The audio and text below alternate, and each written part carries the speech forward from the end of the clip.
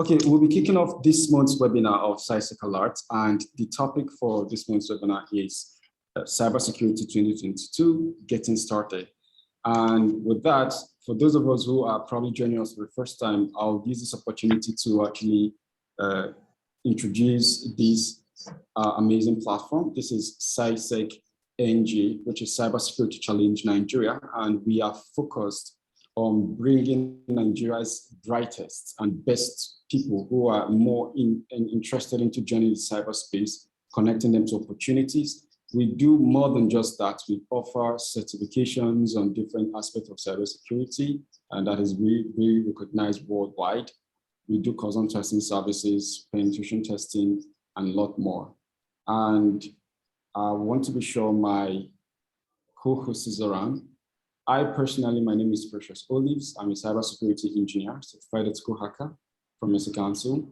And amongst other things, I'll be hosting today's webinar. Mr. Fortune Andrew, my co-host, is here. Mr. Fortune, if you are here, can you just give us a shout out? Hi, everyone. Hope you can hear me. Yes. Hi. Okay, all right. All right. Nice to be here once again. All right. Hi, Precious. Yeah, how was the day? Oh, that's fine, thanks. Okay, so we'll be starting, and I'll give Mr. Fortune the opportunity to give himself his own introduction for those of us who are probably here for the first time. Okay, I'm a cybersecurity engineer and an enthusiast as well. So I do red teaming and also blue teaming. That is attack and defense. Yeah. And yeah, I just like to share my thoughts and ideas in the field of cybersecurity, and I would be trying my best to enlighten us this evening on the topic that we'll be discussing this evening. So yeah, as a little introduction about me.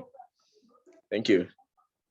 Okay, without further ado, I'll be hitting us today's it's going to be more of an interactive session, and I really want those of us who are newcomers into or who are yet to get into the cyberspace or are anticipating to get into the cyberspace to feel free to ask us all those lurking questions, even though we have quite some here that we'll be treating. So first thing I want to do is to discuss about the general concept of cybersecurity. And generally, I always go with the notion that cybersecurity is a huge, large sea, and it's a big ocean, and we have a ton of fields that are linked up to this ocean. So a lot of people or a lot of we have different spheres in cybersecurity, and I'm here to actually clear those misconceptions people have, cybersecurity is ethical hacking, but here, cybersecurity is just basically the identifying of threats and vulnerabilities in systems and softwares and defending them against external crime. So I would say generally it's more like strictly or all forward defense. So you're here to protect infrastructure, you're here to protect devices, both if they are software or hardware or data from cyber threats or vulnerabilities generally. And very importantly, I want to talk about the cyber framework. And here in the cyber framework, we have the aim of the cybersecurity generally is basically to protect an organization's structure. And we do that through this framework, which is, first of all, you want to identify if there's a potential threat, or you want to identify the devices or entities or assets. When you identify them, you want to protect. And if there are points of vulnerability, because during the protection, you always want to check out if there are points of entries, if there are loopholes. You do that through the detect phase. And finally, we do the respond and recover from threats. And in the whole concept of cybersecurity, generally, we have 3 tracks. And first track is the offensive track, which contains the ethical hacking. We talk about exploiting vulnerabilities, penetration testing, black box testing, social engineering, and web security or web application security scanning. Now, generally, everything on the offensive track is strictly and basically focused on offensive security. And this is also what in most cases we call red teaming. So red teaming, everything about red teaming is all about offensive security. Now the blue teaming is basically on defensive security. And we are all just here to do what we call damage control, incidents response, and operational security, threat hunting, even digital forensics. All of these are actually part of the blue teaming or defensive track of cybersecurity. Then we have the management side, and it's more like the blend of the offensive and the defensive track. This particular phase, they help in balancing the offensive aspect of cybersecurity, or that is the red team and the blue team in an organization. And part of what is in this phase, we include things like compliance and testing, risk analysis, and there are further much more even in this track. So with that, I would like to show us a bunch of phases or stuffs that domains that people can actually like look or venture into in cybersecurity. So we have the security and risk management, we have the identity access management, we have asset security, we have security operations, we have the communications and network security, security engineering, security assessment and testing, and software development security. Now, most people have quite a lot of questions like, I'll be bringing in my colleague who will buttress most of the questions or those lurking questions you have on cybersecurity.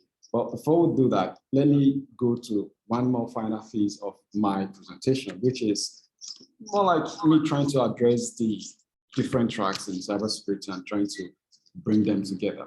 So first of all, I hope I've been able to clarify the fact that cybersecurity is not only restricted to ethical hacking, or more like what we call penetration testing. Penetration testing or ethical hacking is a subset of cybersecurity. We also have digital forensics, and we also have the data security. We have the CTI, which is the cyber threat intelligence. We have the compliance or the compliance. So these are the different tracks we have in cyber security. So with that, I would like to introduce us to those questions, because we have a bunch of those questions. So I'll be bringing on my colleague here, or my co-host, who will be treating most of those questions that we do have on the cybersecurity. Mr. Fortune Andrew, are you here? Yeah, I'm around. Yeah, nice explanation so far, you know. Okay, all right. So first of all, as a cybersecurity analyst, you've been into cybersecurity, and of course, you're a certified professional and an engineer yourself. What is your advice when you want to tell people how to get started in cybersecurity? What are those core things to look into? Oh, yeah, you know, that is basically a very hard question to answer.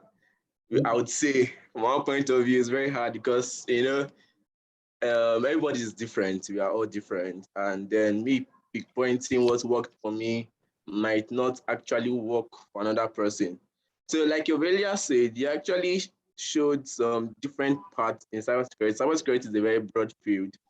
I went into the part of penetration testing and offensive security and defense, yeah. But another person might decide to go into forensics. Another person might decide to go into the operative center, that is the SOC, yeah. And yeah, it just depends on the personality and what you're really focused on learning and what you're really focused on bringing to the table. So you might decide to go into another aspect, but according to my own definition of what I feel you should go into if you want to go into cybersecurity is intertwined. It's not really a straight path. So if you're thinking that cybersecurity is a very straight path that you just learn and then you're headed to one part on everything, then you're wrong. Cybersecurity is intertwined. It's a very, very broad spectrum. So first thing I would say is learn about IT in general. If you're going to cybersecurity, learn about IT. Because if you want to defend, or if you want to attack probably a certain system or structure, you need to understand the working principle. You need to understand what is really going on in that system. So I would advise that you first of all just do a broad scan on IT in general. Or we can decide to learn a programming language. That I would advise you learn a programming language, even though some people say it's not important or it's not needed to have a programming skills to enter cybersecurity. Yeah, I totally agree and I totally disagree with that. But let's still go ahead. So I would advise I just learn a programming language after you've had a big, broad understanding on IT in general. You can decide to go into probably Python or Golang. That is the new hot programming language in town now. So you can decide to go into Python, Golang, or anyone that you feel comfortable with in understanding and writing. I would advise that you go with that. Even though when you go into in-depth into cybersecurity, you would know that you actually you need the understanding of some programming language, not really the ability for it to be able to write, but the understanding for it to understand what is really going on. Probably you want to attack a web page, you need to understand some JavaScript, some HTML that, yes, it's easy to learn, but you need to understand, the whole working principle of the web and all that. Say if you want to go into app, probably you need to learn about Java or Swift. Those are the major two languages for Android and iOS development, if I'm not wrong. So you need to understand your domain to be able to go into it. So going to cybersecurity, I know I've really stressed a lot. Just do a broad scan. Look at this. Okay, I have some friends in my department, yeah, in my school over here. And I know last semester they really taught us on digital forensics, and a lot of them actually had this play, okay, we're going to digital forensics. And some of them came to meet me that, oh yeah, we actually love digital forensics and all that. I'm like, yeah, go for it. Like, go for what you love. Like, so you go to flow with the goal. Cybersecurity can be very hectic and very taxing. But if you know what you want, you give it your best shot. So I think that is my summary on, getting started. And yeah, let's see where we'll go from here. Thank you. So yeah, the next question, I'm open to another question. All right. You actually sorry, I have a question. Okay. What do you have to say about people learning programming before entering the field, or people not learning a programming language before entering the field? Do you have anything to add to what I've said, or anything to counter? Okay. All right. Okay. I personally usually do sit for the fact that if anybody who wants to get into the cyberspace doesn't necessarily need to learn programming language. And I'm a strong believer of that because in my presentation, I did explain that we have different tracks of cybersecurity, and there are some tracks that absolutely have a less or a non-technical aspect of this field. And I think I have that aspect in my slide. And those are the parts that has to do with risk analysis, compliance testing, even digital forensics. Like in some level of digital forensics, in all honesty, you don't really need to learn some sort of programming language to actually get into working as a digital forensic. So generally, if you actually ask me, and if I have to point out my own view, I would say it's just basically on the offensive track. You really need to be concerned about this programming language as the person who is yet to enter into, because in all honesty, this has discouraged quite a lot of people. A lot of people who try to get into the field, they feel like, I'm not, most of them are coming from a very non-technical background. I feel like, I don't have any technical background. How do I get into this space? And as a security professional, it's our duty to tell them there are a bunch of tracks, there are a bunch of domains that could use less of this programming, because most people really want to get in the cyberspace, but they feel they need to learn programming, networking, and I'm like, it's just the offensive tracks that need all of that, because as a penetration tester, as an ethical hacker or a bug hunter, you need to definitely understand some different programming language, like web programming language, the backend business. You need to understand some scripting programming language, Bash, like Python. You even need to learn networking, because when you go into network security, server hacking, those are kind of my favorite. You need to understand how the back end of network works, how they communicate, how the back end of networks communicate, all those parts, the OSI models and stuff. But people who are not really interested in the ethical hacking aspect, it's really very better for you to actually read. I saw the idea that you don't necessarily need to learn all this language for you to get into the cyberspace. Anybody can jump into the cyberspace, but you actually strike a good point, which is it basically and solely really depends on the track of the place you are going into. Permit me to actually show us some few aspects. I call it the non-technical aspect of cybersecurity. Okay, these are rules. In cybersecurity, we have like different rules that people can actually like venture into. And one of them, I call it the govern and oversee. People in this role just handle things like infrastructure protection. They want to know, they want to make sure that the cyber health of industries, more like they go into these policies to be sure that infrastructures, companies are able to keep to cyber or healthy cyber hygiene. Now, if you ask me, you really don't need any form of extreme technical knowledge to get into that. All you just need to know is how to protect data, how to enforce policies. You need to learn about the cybersecurity or law, cybercrime act laws, and where they can be, just the way we have the HIPAA law or the HIPAA, which handles health infrastructure, or the PCI-DSS, which is the payment card industry. All of these things are under the cyber literacy. People who really want to get into this space can consider doing courses that handle compliance or the ISO 7001 and more other courses. So we can see that we have a bunch of other aspects of cybersecurity that is really non-technical. And that is the compliance monitoring. So people can go as projects or program management position. And we have a whole bunch of those fields. So legal advice and advocacy, training awareness. A lot of people who actually go for training awareness in cybersecurity, not really, most of them are really, I would say, programmers or hackers, but they have come to actually learn the concept of how to secure your data online. They tell you about secured practices while you're on the web. They tell you the necessary policies you need to place or put in place while you're in the cyberspace. I think that is all I'll have to say, so that I don't overshoot the question generally, since we have much more to still discuss.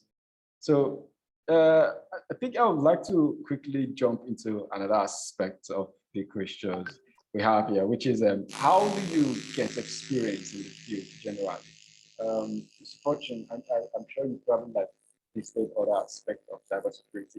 I myself have, aside the expo hacking, basically, but how do you do your experiences in the field? You could talk from the technical or non-technical aspect, whatever aspect you've actually have your forts or you're more very good at. So how do you go in the field?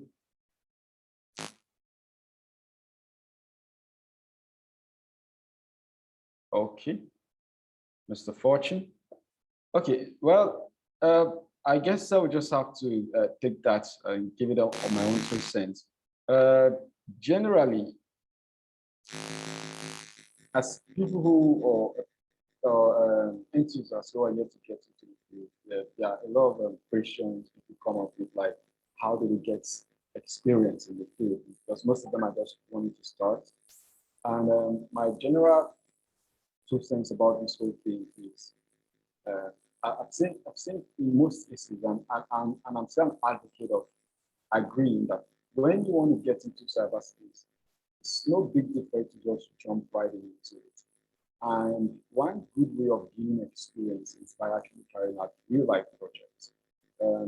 I could actually talk a little bit of my my own little experiences on being a penetration tester or bug hunter.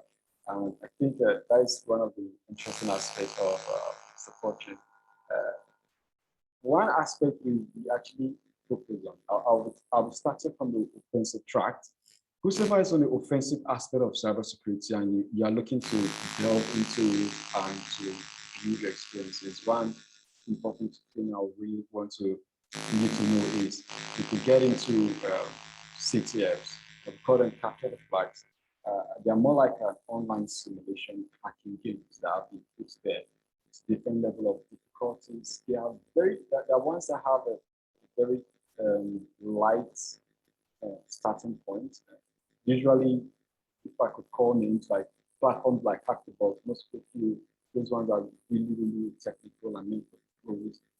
But I think the Hackabots really now have the academy. Aside that, why it's very necessary for you to actually do things that things that are real time.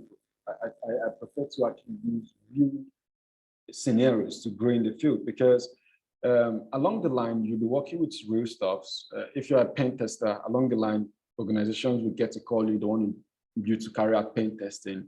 And even while I still solicit for people to run CTF, I really would discourage the fact that you should probably put all your eggs or do it too much. So aside CTFs, I really want to talk about the fact that people can do bug bounties.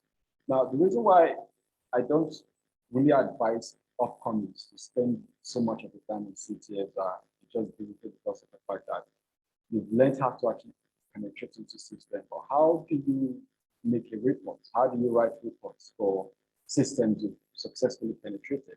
Now, these are things that you learn being a bug hunter. These are things you learn when you are really on the field. So that is one aspect I could actually talk for the offensive security and people who are going into black box testing and more. Now, on the defensive tracks, people who are really trying to get their hands into the defensive track, especially digital forensics, I'm talking about this because there are few I've touched more. Digital forensics are basically more of how much hardware, because these days digital forensics is actually very costly, which means it's not so easy for you to just learn it off the web, because these days we have a lot of hardware tools that we implement in digital forensics. Then talking about threat hunting, this is absolutely another interesting aspect. You don't need some level of technical skills to do that. We have a lot of open source tools, some that are available online for you to use for threat hunting or OSINTs or carrying out investigations, digital investigations, finding people, tracking footprints or digital footprints. We have a bunch of those tools, and there are times we've actually held online webinars on these things. So while we talk about that, another interesting or important aspect of this that sums up this whole thing is enthusiasts or people who are yet to get into the field should normalize attending cyber security events. Now, more reasons why we have platforms like this that release special topics, and a good number of them are actually hands-on. You get to learn. You say, I believe little drops of water make an ocean. By the time you pick little knowledge from different cybersecurity events you've attended or hackathon or different programs, gradually they begin to sum up to bigger things. And before you know it, you already have a whole lot of ideas on CyberSec. I actually started off that way myself. So all of this sums up to making you very good or gaining experiences. Along the line, you get to take out online courses. Most of them are open source, they are free. And gradually there are times, subsequent times where big organizations come up and say, oh yeah, I want to give voucher discounts. And before you know it, you get yourself certified in a particular area, or a particular field. So that is one aspect of how you can gain more experiences in the field. I don't know if Mr. Fortune Andrew is still up. Maybe he want to drop some discussion on that, or we'll move forward. Okay, so another popular question is having a degree at all in any aspect of computer security necessary to get into the field? This one is, I'll really plainly say no. Having a degree is not a prerequisite for you to be an expert in cybersecurity. But I would say having a degree, these are just advantage. It's not a core prerequisite, but when you have them, you're more at an advantageous part. Now, I've seen very good professionals who don't have any degree in cybersecurity or even computer science. Generally, I would say it's all about the passion. If you have the passion for it, you can head right into it. Even right now, we have online diploma courses on information security or even computer science for those who want to really get into the field. Because right now, it's all about what you know and how well you can actually solve or defend cyber threats. So having a degree is a thumbs up, another advantage, but I would say it's not a core criteria, which means if you're in agric, if you're studying or you're in the finance aspect or your commercials aspect of study or even education, of course, you can actually delve into cybersecurity with just whatever level of field you are and gradually begin to pick up at any of the tracks because they have a different bunch of them. And it's basically is just based on what suits you. For example, if I meet a person who loves to find things, they love to find things, they'll always have this why questions or what questions. Is really good for this kind of people to move into the investigative aspect of cybersecurity. And there we have the forensics, we have the forensics there and incident response as well. So I don't know if anybody have questions. You could as well dump them on the chat box. We could always see them.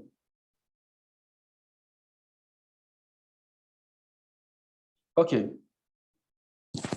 All right. So now another question most people really have is, are there entry level or internship opportunities available in this particular field? The answer is yes. I've seen a lot of intern positions out there for cybersecurity engineers or enthusiasts, people who are ready to get into the field. They have a lot of space for internship or people who are ready to just learn and grow in different aspects and area of the field. And in fact, good number of top companies or cybersec companies, including CYSEC NG, we receive interns a lot on cybersecurity. People who want to really grow in the field, we have quite the environment to make you learn, not just theoretically, but absolutely hands-on in any aspect of the field. So there are companies out there that offer such. Okay, there are levels. A person. So when we see all these companies, you get to lay your hands on companies who offer intern positions, it's always necessary for you to put in your interest. But you see, people have these questions like, they want to really earn while doing interns. But to me, I'll really say, if you have the passion, forget about the earning at the moment, but chase the knowledge. The knowledge is what's more paramount. Knowledge is what's more important. And along the line, you get to grow in the field. So someone is asking an important question, and that is, how do what level can a person be called a cybersecurity engineer? Okay, this is a very important question, and having a title cybersecurity engineer really requires a lot of stuff, and generally, I'll prefer to really get back to this question because I actually have something to display on that. Okay, then we have another question, which is, what skills are required for a career in cybersecurity? Skills required for a career in cybersecurity, basically, all I'll need to say is just be tech savvy, understand or have an interest and love for computers, have the flair to do proper research. If you're a person who loves to Google, who loves to get answers to your questions. You don't necessarily, we've already mentioned that you don't necessarily need to get involved in programming and the likes, because cybersecurity is large and a lot of fields that you can go in that absolutely need no level of technicality. So the skills, I would say, basically have the urge or the interest to be a person who is good in research, have the liking for computers, and you need to understand, at least part of the skills, you need to understand how to use computers very well. And along the line, it doesn't just end in being a one OS type of person, which I mean, but a bunch of people are actually really used to using Windows operating system. But along the line, when you begin to get into the field, you will get to use a bunch of Linux OS. So I'll say leave your comfort zone by going to explore other operating systems. We have over 600 and more operating systems, but people just get used to only one. Like, for example, the operating systems professionals, or some professionals use in digital forensics operating system like Kane. There are other ones they use for darknet investigations and other level of investigation. I love that particular OS. It's called the CSI Linux. And a good number of these operating systems are open source, which means you don't need to pay a dime to get them downloaded. You could download them and install them on a virtual box. So have a good level of how to use different operating systems aside Windows. And as such, there are websites there's a website generally I would like people to really go if you want to really like learn how to test, or you want to like test run other operating system. You could actually use this website. It's called distrotest.net. So it's a website that, let me get that. Okay, distrotest.net. All right, so this website actually have a bunch of hosted operating system, Linux operating system for your use. All you need to do is to launch the OS and, okay. All you need to do is just launch the OS and you could see that we have a very good number of operating systems out there, and all of them ranging from different alphabet, from A to Z, even to numbers. I bet most of us don't know we have Linux called operating system called 4M Linux. We have different bunch of operating systems, and all you could do is launch any one of them and run a test run. You don't really need to install them. You can run them through the browser. And all of this is just for you to gradually get to understand how these operating systems works. And I would say, as a user who have used a bunch of other operating systems in this cyberspace, they are not so much difficult to really get your hands around them. So that is it. All right, so the question is, do you need to be very well conversant in security to secure yourself? This is very important. I always start with informing people that security is everybody's business. And I always take that intentional, because you don't need to go through some level of hardcore security training for you to learn how to secure yourself. Out there right now in the whole world, everybody's shouting about security. Privacy is everybody's concern. Security is everybody's business. So there are core things one needs to do. So no matter what level or what field you are, even if you are into farming, even if you are into finance, health, you'll discover everybody has something to protect. You have your data to protect, because if you don't protect your data can be used in a way that could hurt you. Right now, we have different types of cyber crimes, and one of them that I've seen happen a lot is called picture morphing. So imagine you seeing an image of yourself somewhere and you were never there. So they just had your face somewhere fixed to a body. And in most cases, people have reported having their pictures or their faces picture morphed to carry out some certain crimes, and they were not the one. So these things are all important. Also, the kind of things you post on the internet, the level of the links you click. Now you don't need to be security consultant for you to know how to secure yourself. It all starts from the basic awareness, basic ways of knowing fully well that I have data, I have something to protect, I have personal information to protect, and you take steps towards learning how to protect them. So we have a lot of those contents available out there. So I don't know if anyone has a question on the background there. I'm back. Are you still there? Yeah, I'm back. So sorry, I was my way back from school, still a student, so my way back from school. I'm crossing back home now. So I'm back. Sorry for the yeah. All right, but that's fine. Okay. I want to really ask to your own view, because I've tried to list quite some. What skills are required for a career in cybersecurity on your own view? What do you think? Great.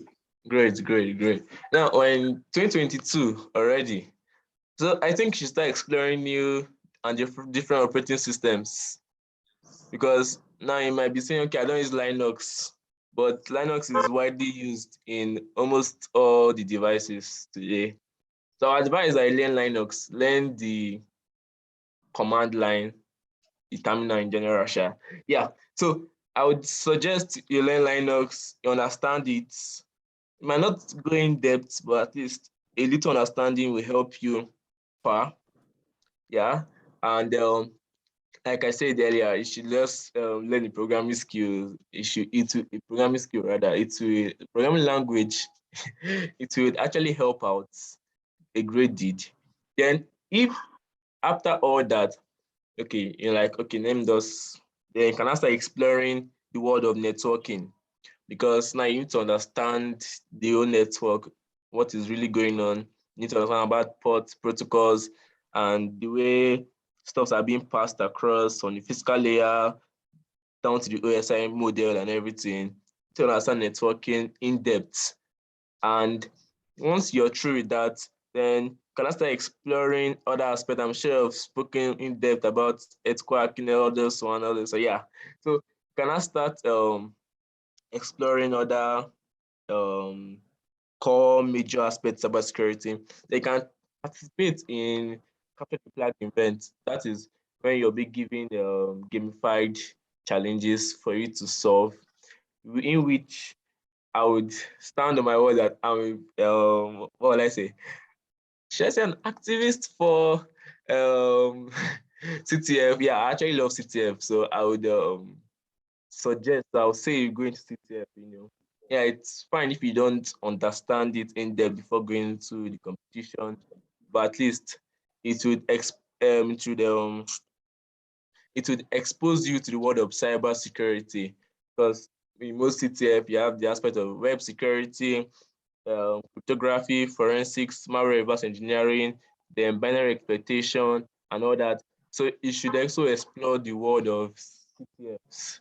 Yeah, and most CTFs, like the one we just finished this month rather, it was the real world CTF, in which we're giving real blockchain and cryptocurrencies to actually hack into. Yeah, I was able to solve all the questions. If that would solve anyone, I would say no, because they're actually top notch. But yeah, after the OCTF, don't beat yourself up. You can go over the walkthroughs or the write-ups of such CTF, and then you learn what was being done by great minds, and then you can apply what was done into what you're learning. So yeah, explore the world of CTF is also a great part when you're trying to go into the world of cybersecurity, like Pico CTF and Hack the Box. I'm sure I'll mention Hack the Box, Track Me, and all that. Yeah, and then you should just do your research. Do your homework, do your personal research, and explore. Just explore, flow with the go, and go with the flow. In cybersecurity. Yeah. So that's what I'll say for now. All right, thank you so much. That's an interesting one. Now, I personally want to answer the question who was raised up by one of us here. And that question was, where is it again? Okay, at what level can a person be called a cybersecurity engineer? So I decided to bring up the career pathway, and I particularly really sit for this one. And you can see we have the role of a cybersecurity engineer.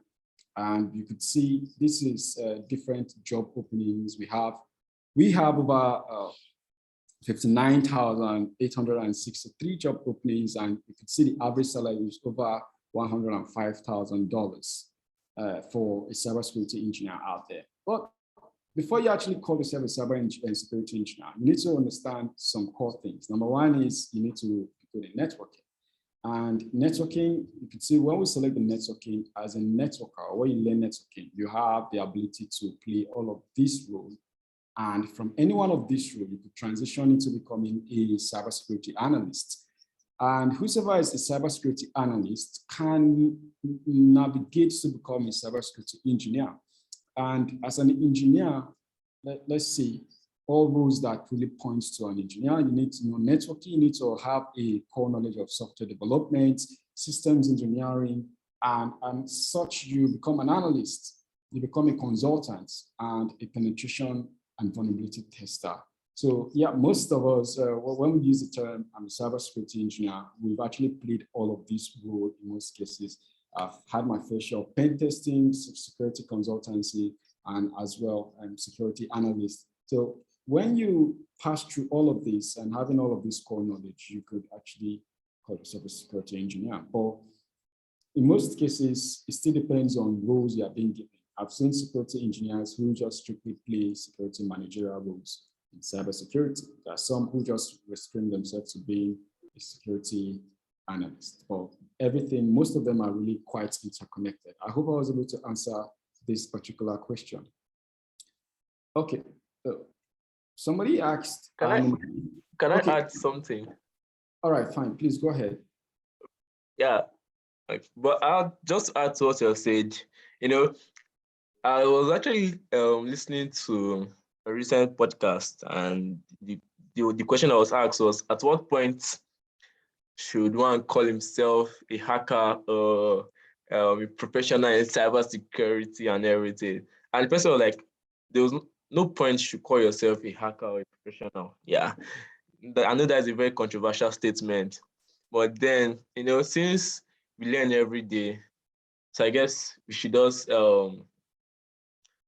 keep on learning and remove all this naming stuff from our head and everything that make us feel, okay, yeah, we're already arrived and yeah, we are already there. You know, there's no other part we should explore. You know, just keep exploring. The field is evolving. Now we're talking about Web3. We're talking about decentralized internet and everything. You know, those people that were in cybersecurity probably 10 years ago, they will have to now start learning to actually keep up with what is actually coming up this year. That is, Web3 will be the major talk by the end of this year. I'm so sure that, you know, everybody Web3 and everything. So just keep on learning, and yeah, we should learn so that we're able to sit in tables of kings.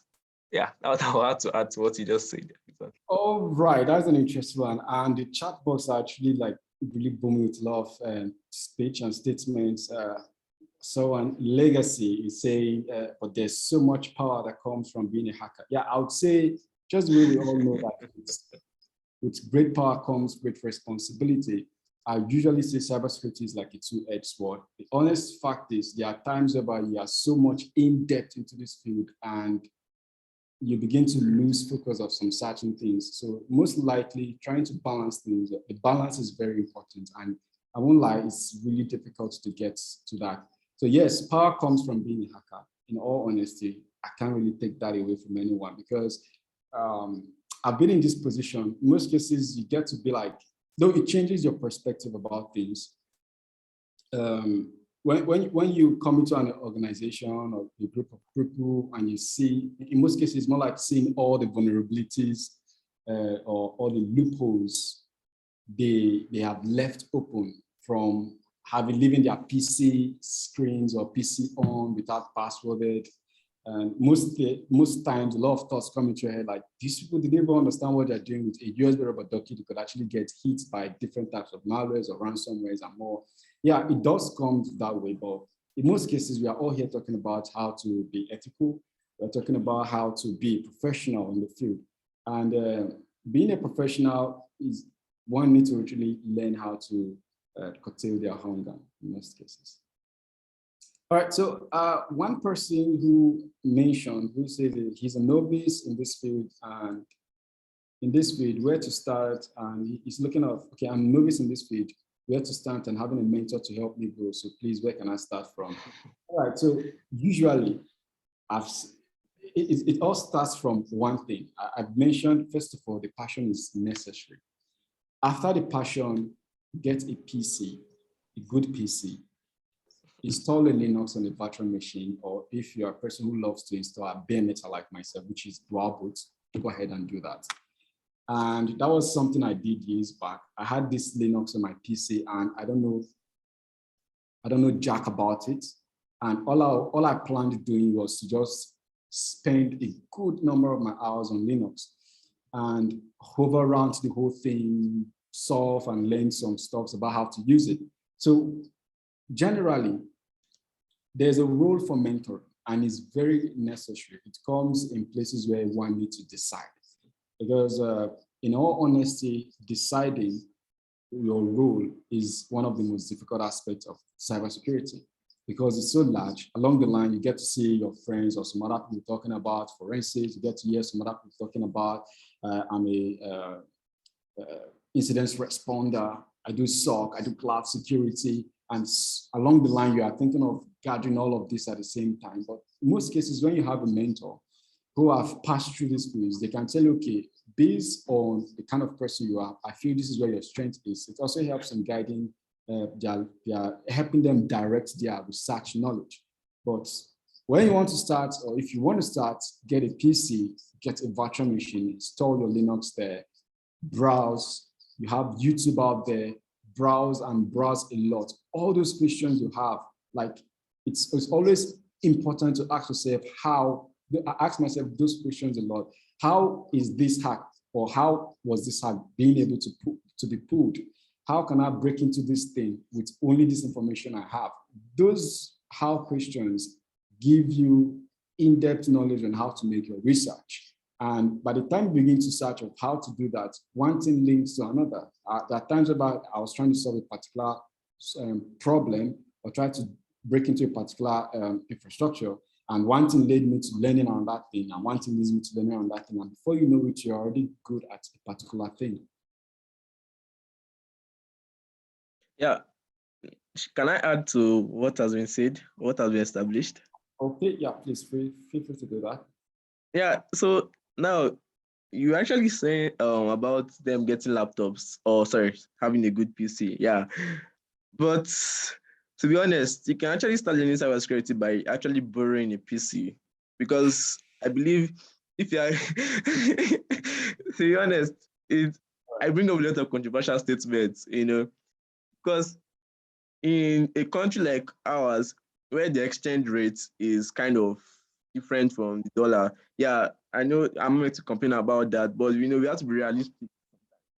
So in a country where the exchange rate is above 500 now, and then you need a good PC, and for you to get a good PC, you should be looking at something like 250K, or yeah, 180 to 200K if you want to get like an 8 GB system that is good enough for you to start up and everything, And take for instance, I'm still a student and I'm being sent something like 200K. The first thing that comes to mind is feeding. It's not really computer or all that, but when you have this love and passion for it, you would go the extra mile. The fact that passion really comes first. Yeah, exactly. Still having a PC is really important. It's important. I'm not changing the fact that it's not important. But in case that you don't, in a place that someone doesn't have, person can actually lend, or yeah, you can actually lend someone that actually has probably the Linux software. to be honest, it lies on the person, not really the system. Because now, I don't know if I watch Fast and Furious, that they will say it's not really the car that is fast, it's the driver himself. So it's the driver of this car, of the system, that really matters. So Okay. if you have this mind or this love for cybersecurity, you can pick up someone else's system or probably your school lab system. I don't know if that is allowed elsewhere. They can pick it up and play around with some aspect or some stuff. So, yeah, I actually had a friend from another institution, and then the way he does his stuff is when he goes to school, they allow them to use the lab. So he has Linux installed on the system. So he learns stuff cybersecurity from Monday to like Friday. Then Saturday and Sunday, you're not allowed to use the system because it's locked and all that. So that kind of drive and that kind of motivation is needed in the long way when you're going to the field. Yeah. So there's no barrier for you, or there's no stoppage. Just All right. That's a good one. But so to add to that, somebody's asking what a virtual machine is. These are good times you actually need to use the Google, but it's more like most people who have used emulators. It's more like having an emulator, and then you install that OS inside the emulator. So it helps you not to lose your files, and you can work within that space. And there's another thing I used to say, but this one, it can be done at a particular person's terms. You can have a USB drive and extract or install, or more like make the USB drive bootable with the Linux inside. And anywhere you find yourself, though, it's not really like a suggestion, a reasonable one, because there are places you can do that. But take, for example, I have a lot of free time at a person's place who has a very good PC. I'm trying to buy from your idea, Fortune. I have my USB pen drive with Linux. I don't necessarily need to go stress about putting this person's machine or installing a VM. I can just always, when I want to load up my Linux, I load it through the flash drive or from the flash drive. So it's more like having your computer on your pen drive. So that can work too as well. Yeah, it does. It does. And yeah, concerning the person saying about mentors and all that, can go on Twitter. I think Twitter there's this kind of large space of cybersecurity experts, so-called experts, yeah. So you can just go on Twitter. I would refer you to my favorite being Life Overflow. You can check the Cyber Mentor. You can check John Hammond. You can check, there are lots, to be honest. If I should start, I might not end up leaving because you can check the XSS rats. Yeah. You can check them on Twitter and all that. And then, yeah, you should be good to start. Someone is still asking that, don't you need to have a knowledge of networking before starting cybersecurity? I think this has always been a problem for people. I always say cybersecurity. Cybersecurity is all about protecting systems, infrastructure from threats and attack. There are ways to do that. I just mentioned the fact that we have different domains in cybersecurity.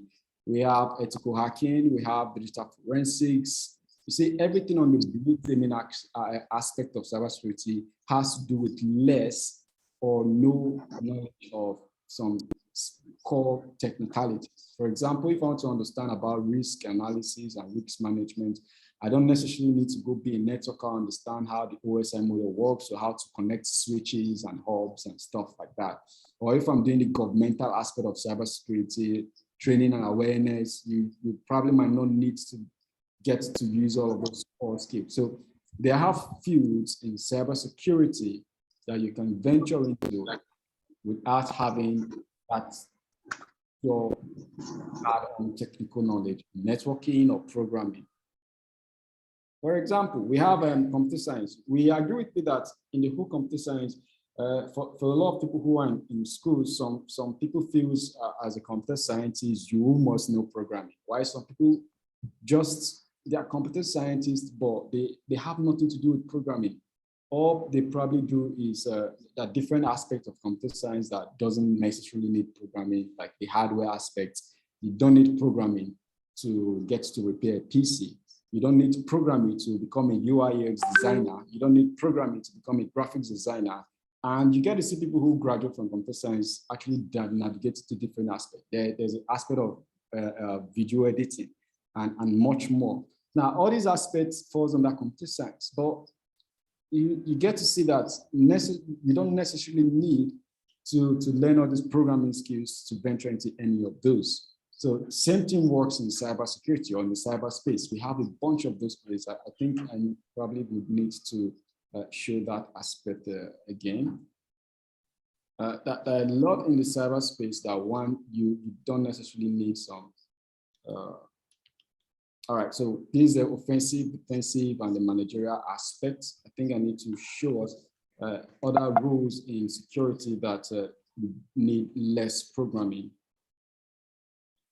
Okay, that is the govern and oversee. We have the govern and oversee. We can see that we have compliance and monitoring, program of project management and acquisition, legal advice and advocacy. We have quite a bunch of other stuffs over here. We have the protect and defend.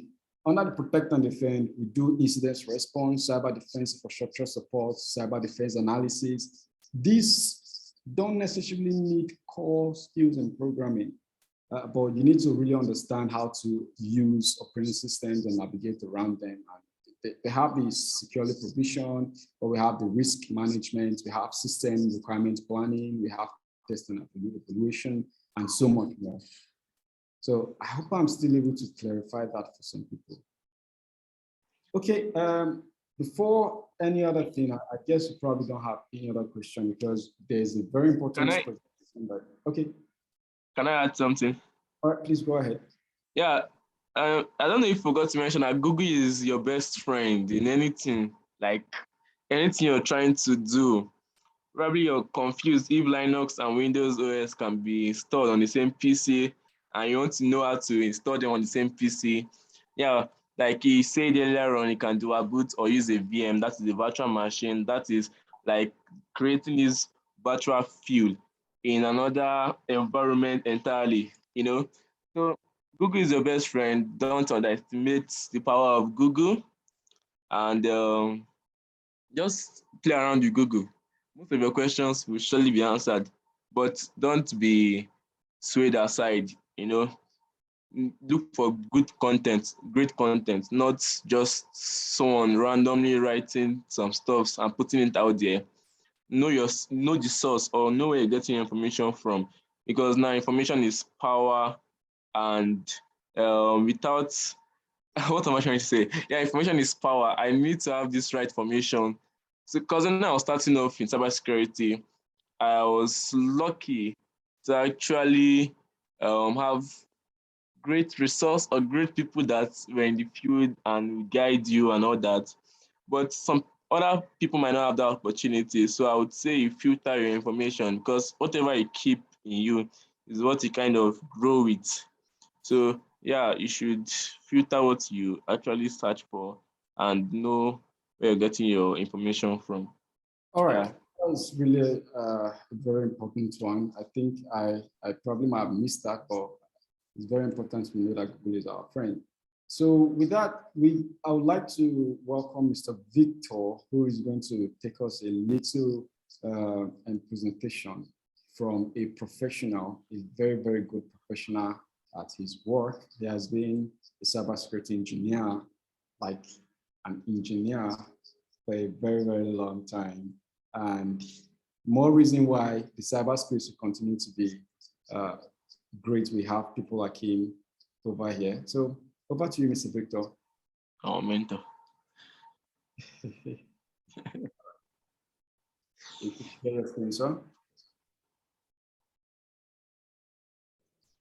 All right, thank you. Thank you very much. Okay, so quickly, I just want to, I'm Victor, as introduced, Victor Idoma. I just want to share a little insight, except from the World Economic Forum, a document that at the end of the day, for those of us that may be interested, I can actually, we'll send it across to you guys so you can settle down and go through it. This is now cybersecurity from the global perspective. We'll be talking about cybersecurity from how to start a career, how to do all of that, what are the things you need, how do you put your stuff together, and all. At this point, we will now be looking at how do we, what are the things we should focus on at the global stage as organizations? What are the things that are very, very necessary? So I believe we can all see my screen now. Okay, so like I said, I'll be talking about I picked out some few points from the Global Cybersecurity Outlook for 2022. What are the things we should look out for? Are you an IT manager? Are you a CSO, a CISO? Whatever your role is in your organization, how can you ensure that you put in your skill, you put in your effort to ensure that results are met for your organization, targeting data security, of course, your general organizational security. So let's quickly look at what we have here. So first is 59% of cyber leaders today say that cyber resilience and cybersecurity are synonymous with differences, not well understood. Now, by this, it means that 2% are confident in cyber resilience, 7% are concerned about cyber resilience practice. That is, how do they really practice this? Then 74% perform cyber resilience practices with some inefficiencies. It's one thing to practice, it's another thing to practice with a bit of inefficiencies. Are you fully practicing it? There are some organizations when it comes to implementing cybersecurity policies, they can implement to some extent, but it's not either not holistic or not 100% efficient in it. For example, you may have from the top level, the management team are having a fun field day trying to implement cybersecurity policies. While they're trying as much as possible to influence it and enforce it on the lower level staff, they at the top, they find it difficult to cope with it. They find it difficult to 100% comply with it. So 70% are confident that are confident in cybersecurity resilience. So moving on, over 90% of cyber leaders who say cybersecurity and cyber resilience are synonymous also believe that they are resilient. So next is organizations affected by third-party cyber incidents in the past 2 years.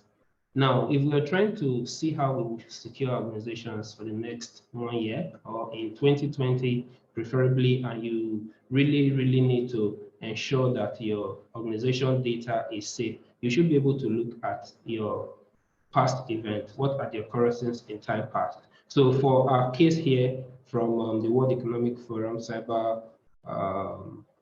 Global Cybersecurity Outlook, they are looking at the past 2 years, taking the past 2 years, for example, which states, which the data gathered states 55% have not been affected, meaning in the past 2 years, organizations at the global level, 55% of them have really not been affected, 39% have been affected, while 6% do not know.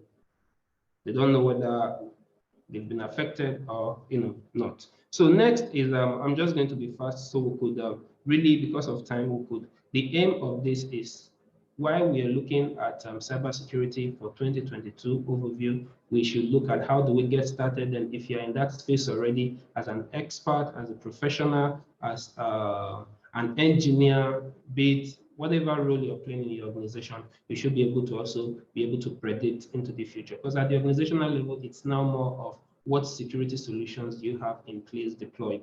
So next, let's look at the business-focused and security-focused executives. At the executive level, these are aligned on what they believe will have the greatest influence on the organization's approach to cybersecurity next year. So now in this place, we talk about digital transformation. A lot of organizations with the advent of COVID-19, a lot of digitalization have actually taken place in most organizations. Today, we have organizations that do not even want their staff to return back to the office. They prefer all of their staff to work remotely. That way, they are saving a lot of costs, office running costs, and all of that. And of course, the primary aim is ensuring efficiency. If you can be at your comfort zone at home, and you remain productive, then there's really no need for you to come to the office. So a lot of them that have tended towards digital transformation, 22% of them are business executives, while the 21% of them are security-focused executives. It's one thing to be security-focused, while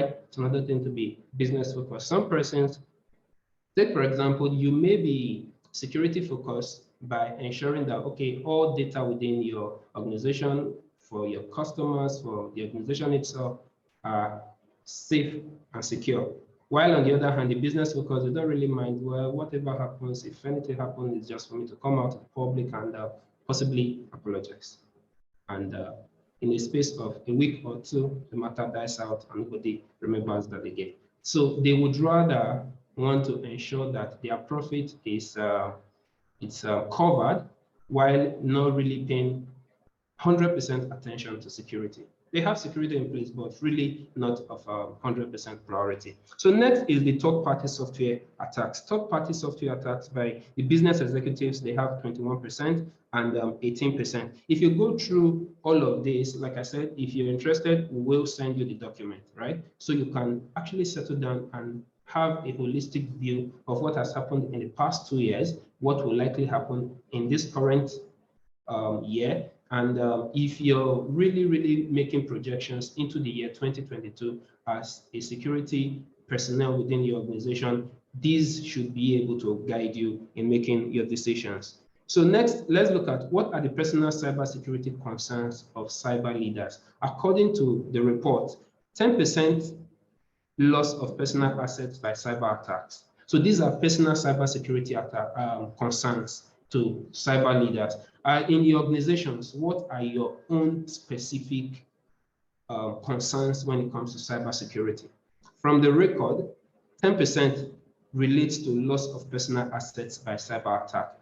4% fall under the category of others. 42% fall under the category of infrastructure breakdown due to cyber attack. Infrastructure breakdown could be ransomware attack. It could be DDoS attack, where your entire network is under attack, and at the end of the day, your server couldn't just cope. Maybe your physical server specifications couldn't just cope, and it goes down. So these are infrastructure breakdown attack. Then we have 24% leading to identity theft.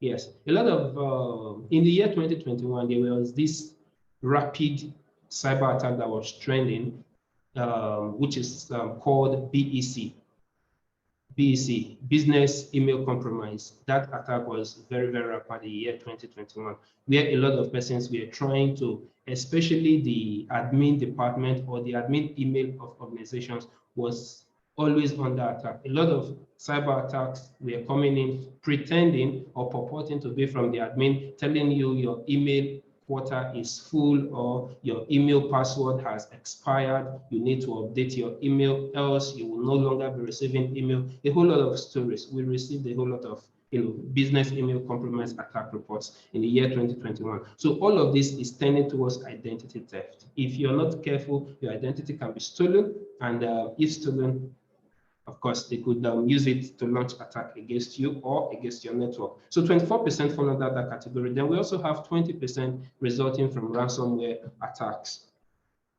So next is, let's quickly look at what is expected to have the greatest influence on transforming cybersecurity in the next 2 years. In the next 2 years, starting from the year 2022, one is 48% going for automation and machine learning. There's a lot of automations that will keep going on. It's already ongoing and it will continue. About 48% is projected to still come up in that space. Then 28% remote/hybrid work environment. Remote/hybrid, these days, a lot of us are working in organizations. Same time, we are still doing one remote engagement or the other. It's very rampant these days. So there's going to be a 28% rise in that space.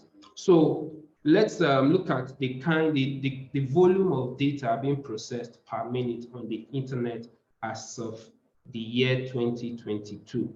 This data is actually collated from the past 2 years, like we mentioned earlier. Netflix subscribers alone is hitting 28,000. Then we have about 2 million Twitch news views. Then we have YouTube. YouTube is one of the most popular platforms we have, which have about 500 YouTube hours of content uploaded.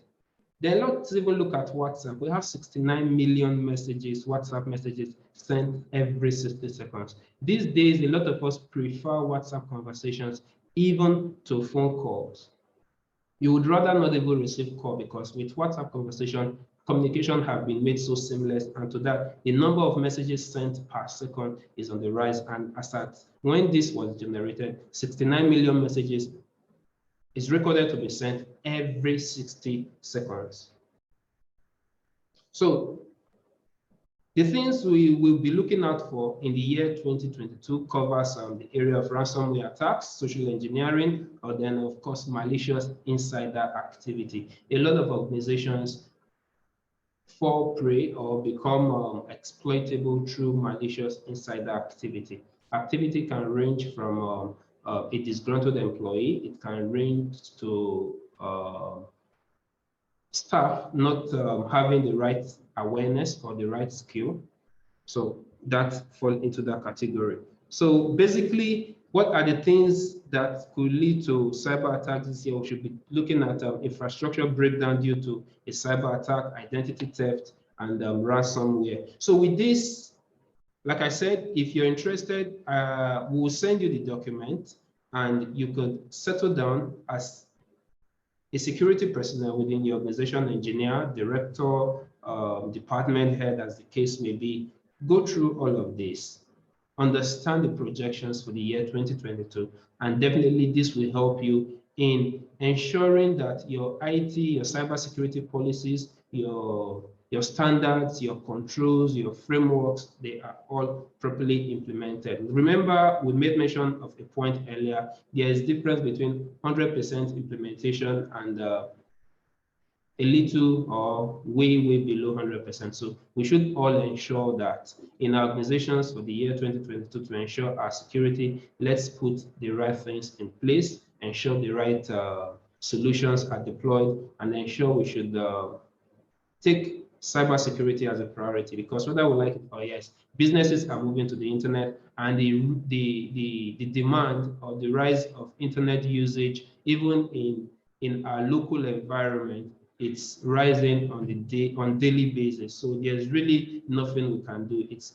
an ongoing trend, and it's best we'll begin to look at best ways to ensure that we are safe and secure. Because whether we like it or yes, a lot of manual processes are being currently automated. So these are the few things we have from the World Economic Forum Global Cybersecurity Outlook for the year 2022. So if you're interested, we'll definitely send you a link to download the document yourself, or we'll send you a copy where you can review with your team internally and with your organizational staff.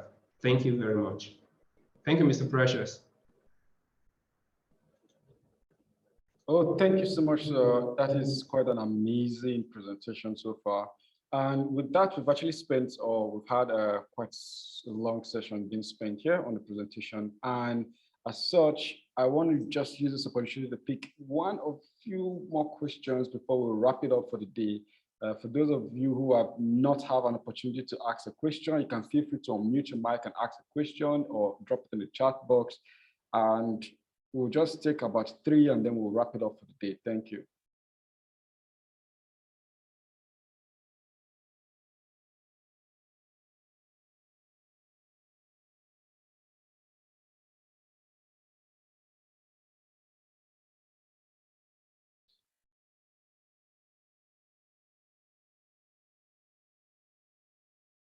Okay, I guess I'm not seeing any message yet. Okay, so thank you everyone who has attended the cybersecurity, this another amazing CYSEC alerts webinar. And please bear in mind, we'll be holding this in the next month and the next month that's coming after this. So stay tuned at CYSEC NG. You can follow us on Twitter, you can follow us on LinkedIn, follow us on Facebook, and every other platform. It still remains CYSEC NG. And you can search us on YouTube. Most of our, or almost all our content that we, CYSEC Alerts webinars are being uploaded there. So you could actually have links to that, even as if you registered, you will be having a link to those platforms. And if you have any more questions, you could mail us on info@cysecng.com. You could mail us at info@cysec.ng, info@cysecng.com, and you could drop off your questions. You could ask for consultancy, absolutely anything. We have our team ready to answer all of your concerns. And of course, I see in the chat some people are really asking if there's some sort of fee to join the community. We actually have a CySec NG community on Telegram, on WhatsApp. You could feel free to join in anyone regardless of your location, and it's absolutely cost-free. So thank you so much for those who have joined us so far. It's yet another amazing one, and guess what? We have another amazing topic to show or to display on our next webinar. You really don't want to miss that. So thank you, everyone. And bless you.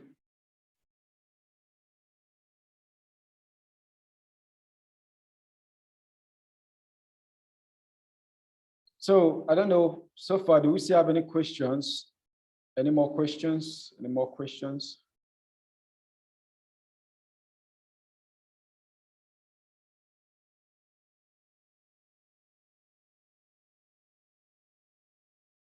Okay, thank you, Mr. Fortune Andrew, our co-host on this particular series session. Your inputs were all appreciated, and we really appreciate it. Good to see you.